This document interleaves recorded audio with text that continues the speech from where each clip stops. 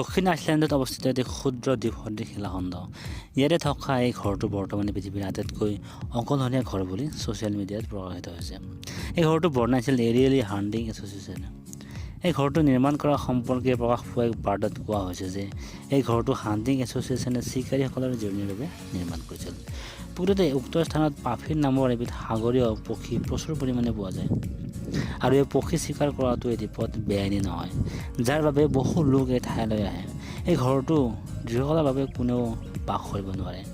ইয়াৰ main কাৰণ হৈছে কাৰণ এই দ্বীপটোত কোনো খোৱা পানীৰ ব্যৱস্থা নাই। মাত্ৰ বৰষুণৰ পানী সংৰক্ষণৰ দ্বাৰাহে ইয়াত খোৱা পানীৰ ব্যৱস্থা কৰা হয়। যিয়ে কোৱা নহওক, এই ঘৰত এদিন ভ্ৰমণ কৰাৰ হাবিয়াস সকলোৰে মনত নিশ্চয় জাগিব। কাস্কি পিলাৰ চেণ্ট্ৰেল জৰ্জিয়াৰ পৰ্বতীয়া এই ধাৰটুকুৰাত থকা এটি 40 মিটাৰ ওখ শিল। ইয়াতে 7ম শতিকামানতে স্থাপন কৰা হৈছিল এটি গীৰ্জা। 1990 চনত এজন খ্ৰীষ্টান সাধু মেক্সিম কাউটাৰডাজে স্থানীয় লোকৰ সহায়ত এই চাৰ্চটো নতুনকৈ বনাইছিল। চাৰ্চটোত অহা যোৱা কৰাৰ বাবে তেখেতে 40 মিটাৰ ওখ এখন জখলা বনাইছিল। এই চাৰ্চত মহিলাৰ প্ৰৱেশ নিষেধ, কেৱল পুৰুষৰ বাবেহে ইয়াৰ জখলা খুলি দিয়া হয়। বৰ্তমানে এই চাৰ্চৰ কাষত থকা এটি সৰু প্ৰজাত এই সাধুজন বাস কৰে। জাষ্ট ৰুম এনাফ আইচলেণ্ড পানীৰ মাজত এটা সৰু দ্বীপ, য'ত আছে মাথো এটি ঘৰ, এডাল গছ। দেখিবলৈ অতি মনোমোহা এই দ্বীপটো 1000 আইচলেণ্ডৰ এটি ক্ষুদ্ৰ দ্বীপ, যি বৰ্তমান USA অন্তৰ্গত। এই দ্বীপক হাব আইলেণ্ড বুলিও কোৱা হয়।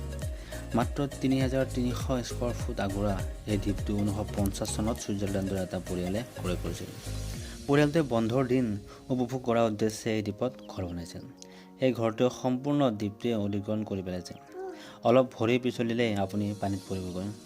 ফেফ মাউণ্টেইনছ দেখাত আচহুৱা যেন লগা এই ঘৰটো বনোৱা হৈছে শিলেৰে।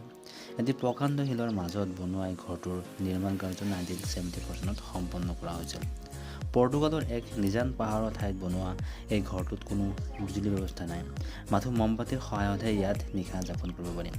এই ঘৰটো বনোৱাৰ উদ্দেশ্য আছিল হলিডে উপভোগ কৰাটো, কিন্তু পাছত পৰ্যটকৰ আকৰ্ষণৰ কেন্দ্ৰবিন্দু হৈ পৰাৰ বাবে ইয়াক এটি সৰু মিউজিয়ামলৈ ৰূপান্তৰিত কৰা হয়।